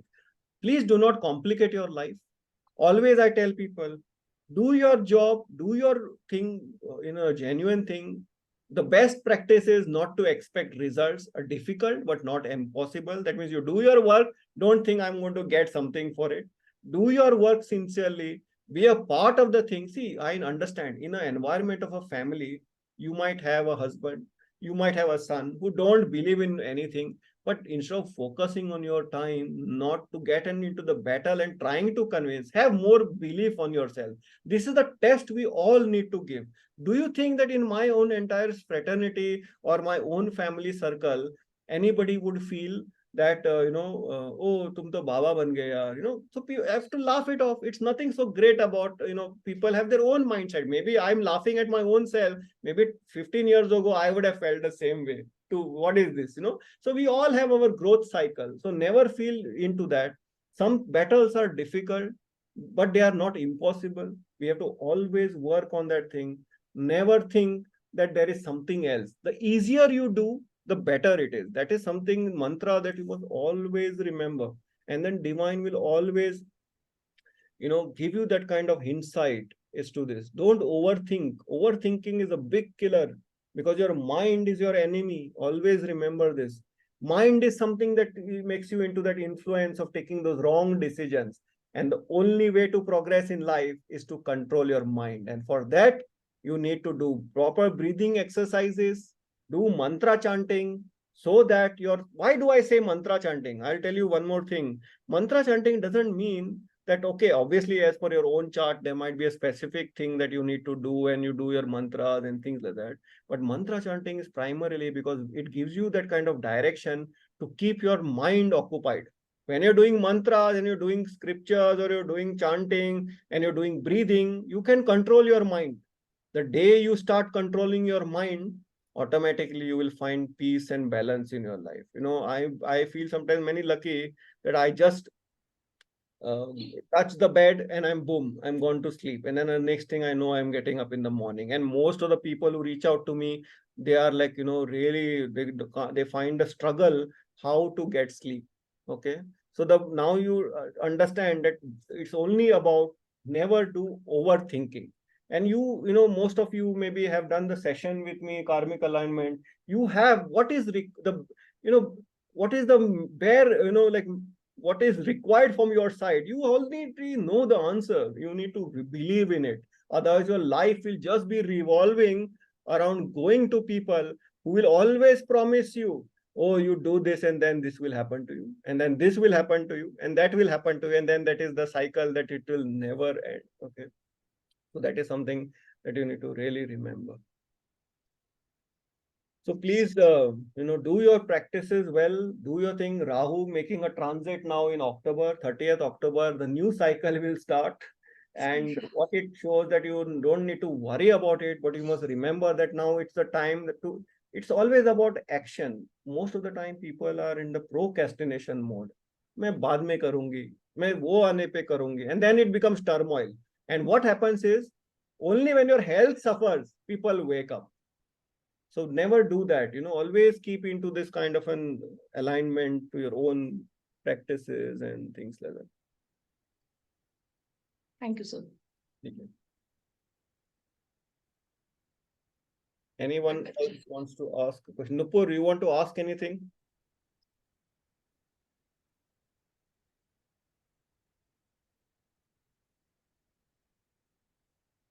You're on mute, I think. I can't hear you if you're saying something.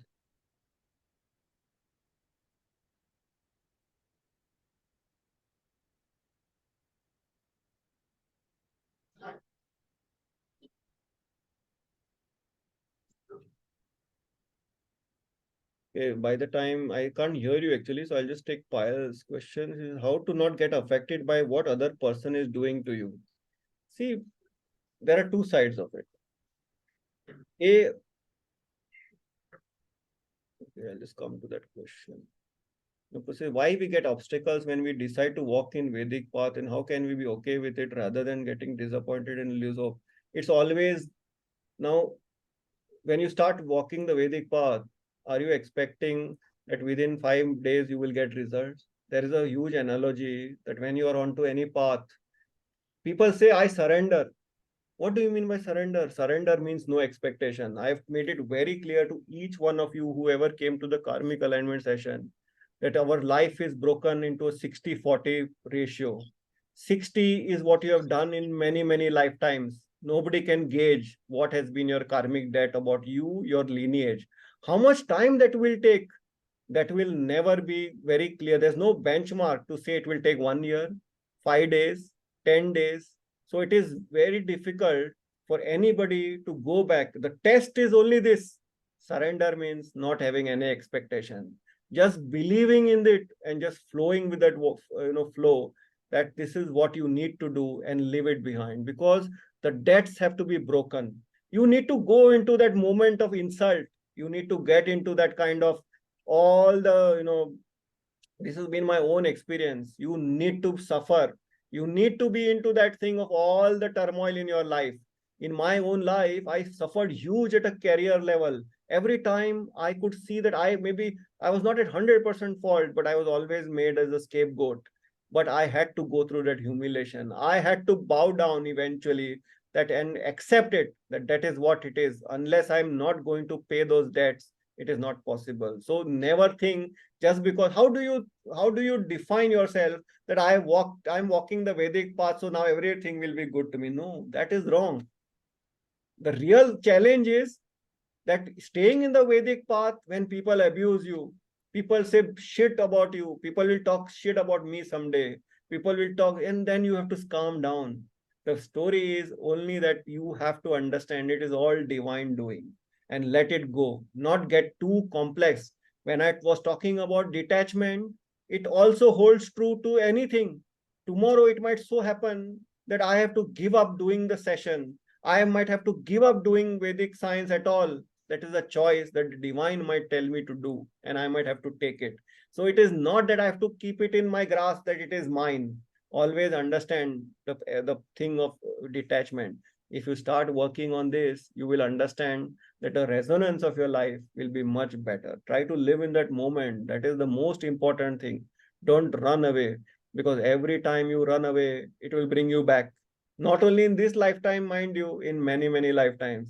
I hate my husband. I this, that, I that, this. So, there are some things you need to understand that we need to suffer at some level. Obviously, look, if your life is at threat and this, I'm not saying that you get shot by your husband. Okay. What I meant is that you need to understand at what level you need to understand in terms of taking it from that perspective, but never think that I am so and so. When people say a lot of things to you, it is about them. What does karma? That's the story of the karma.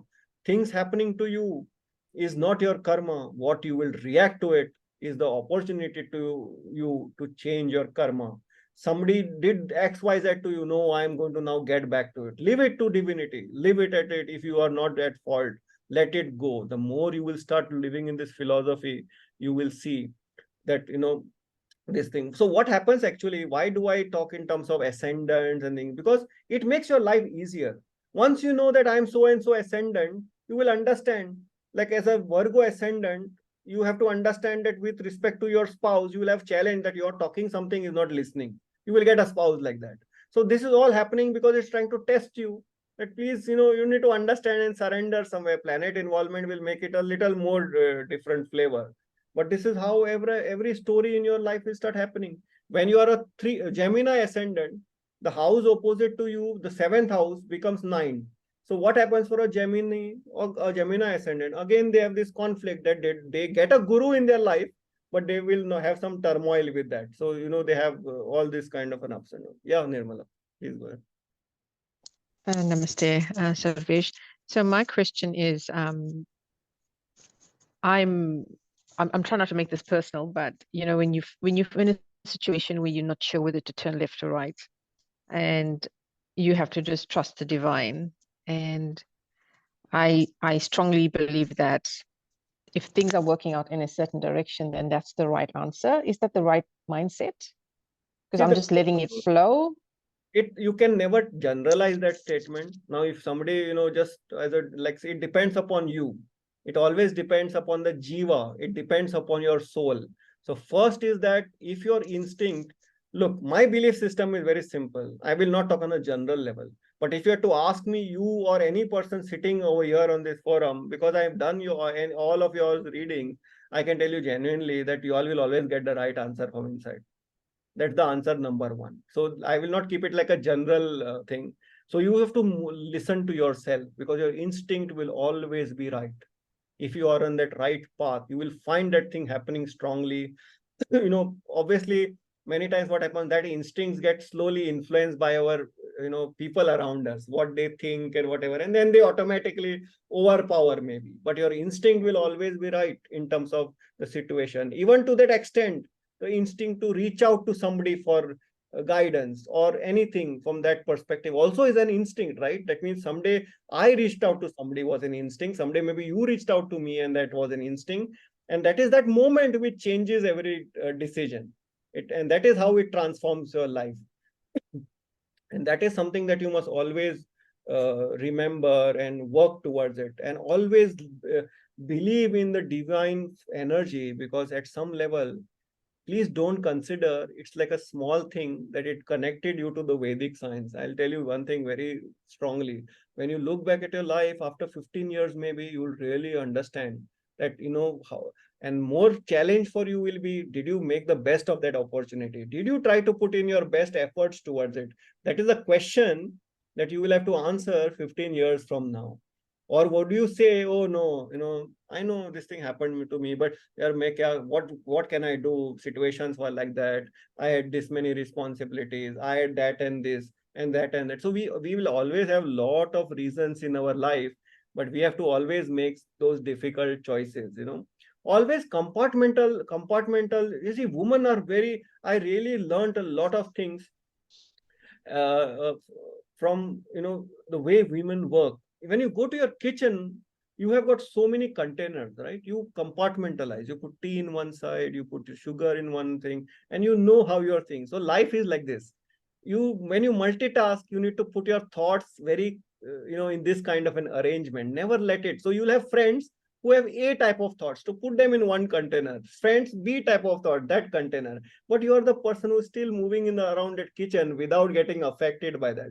So the more you practice your life in this manner, you will see that is where the entire, and you will, what is the biggest secret of Vedic science? That you will experience divinity. How do you experience divinity? By the miracles in your life. And that is what you need to experience God. That has been my entire belief system.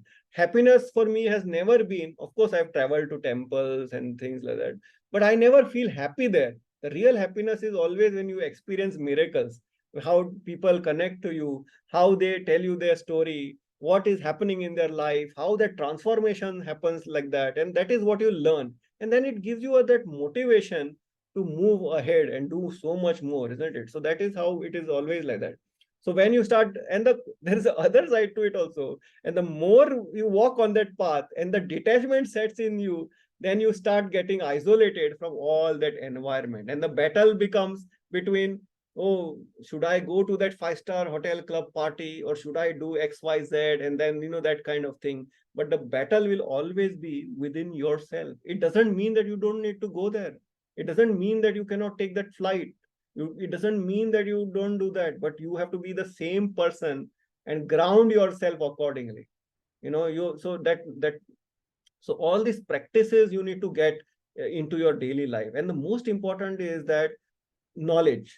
When everybody in today's life gets easy access to wisdom, they get the answer, but we all fail in implementation. And that is something that you need to always work. Don't focus on the content level. Don't focus onto the amount of knowledge you are getting. Oh, I did 6 courses. I'm specialist in BNN. I'm specialist in so and so. I'm specialist in this and this and that XYZ. But at the time of implementation, you are nowhere, because the basic principle you are forgotten about. How, though you have to have respectability and whatever you want to do, and then you will see how amazingly people start connecting to you.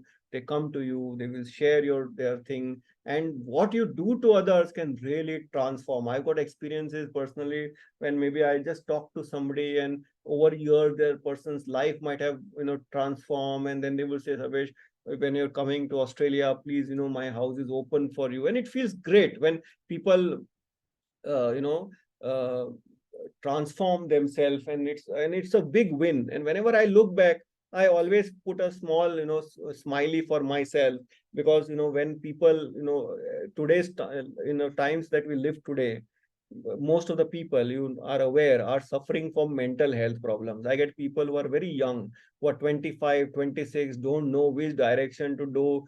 They all, so that kind of turmoil in their life. And that is where people like you and whoever will be on the path of Vedic science might play a big role in the future tomorrow, when they will guide people towards the right, because the entire agenda of the Vedic science, or the principality of on this path or tomorrow. See, any teacher, doesn't just jump and become a teacher. He was a student someday. So somewhere you will be a student someday, and then you might become a teacher someday. So what happens is you have that onus, you have the responsibility to guide people in the right manner, because this is the essence of the Vedic science, to do margdarshan, as they say, to do guidance, to go towards the right. So whenever you will be guiding somebody, that one brownie point comes onto your karma, and that might be enough to negate so many debts of your past lifetime. And that is what you need to believe in and work towards. Yeah, so the most important thing is, anything you do in life, you must always be passionate about. If it is always going to be about money, if I do this, what I'm going to get, if I do that, what I'm going to get, it is something like that. And many times you lose opportunity. How do you lose opportunity? Something happens in your life, you get an answer, you get a solution, but you're not ready to wake up. And then when the time comes, it's done and dusted, that is over.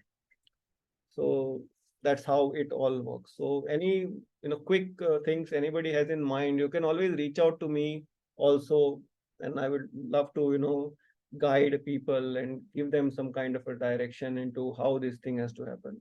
So there is anything else? Otherwise, we'll end this session. And I hope that I just try to put in some thing, but it is very difficult at some time to do explain, because the answer is always within you. So it's always about making that journey just between the mind and between your soul. So that is a travel. You have to do it yourself, and nobody can help you do that. And the reality is that the more you will start thinking of joining courses and joining this meditation mantra, spiritual, this practices, this course, that course, it will never happen. You have to focus on just looking within yourself and be disciplined. Every day, you need to make a practice that you will always look within yourself, be disciplined. It's not like I did not do any practices for 1 month, and then 45th day I felt, oh, now I need God, so let me sit and do my practice. No, every day 15 minutes, 5 minutes, you need to take out that time, do your practices, do your alignment. But most importantly, please forget about everything else, but at least be a good human being. Try to work towards being a good human being. Whatever you have as a thought process, whatever you learn, please practice it. Immediately try to implement it. Implement it every day. Implement it in your daily life. And I'm sure that life will bring, I won't say good, but it will help you to find moksha, because eventually that is what all it is to life. Never be born as a human being again. And if you can resonate with that, that is the only way the things can happen. Otherwise, everything, mind you, I'll hand it at this, that I get people from different walks of life who are multimillionaires, who are, have 4 houses, have got so many children or no children, and everybody is in this turmoil eventually. So, all my illusions are broken after 700 sessions, because now I have stories of 700 people, and then I'm just laughing at myself and what a fool I have been, that I thought that all these materialistic things moving around the world gets the happiness, but actually it is all an illusion. So work towards it, and you will see that your life will work in that parameter. And always be grateful. The most important thing is be grateful, be thankful. Say thank you to your spouse, say thank you to people around you, say thank you to people who are part of your life, because all those things make a lot of difference on a positive spirit, on the the people you take care of, and XYZ. So learn to practice the art of detachment, and then you will see the miracles happening. Okay, so thank you all for being here. I tried my best to explain in whatever sense I could, a very simplistic way, not to get too absorbed with the planets. I didn't want to talk about the planets, because generally people get so scared, and this will be happening to me, and this dasha and that dasha. So focus on your life, live a simple life, and be in awareness, be in acceptance, because that is most important. Be acceptance in terms of if this is it, okay, let it be, let me face it, and let me move forward, and it will happen. Okay, So thank you, everyone. Stay in touch and take care and have a good weekend. Yeah.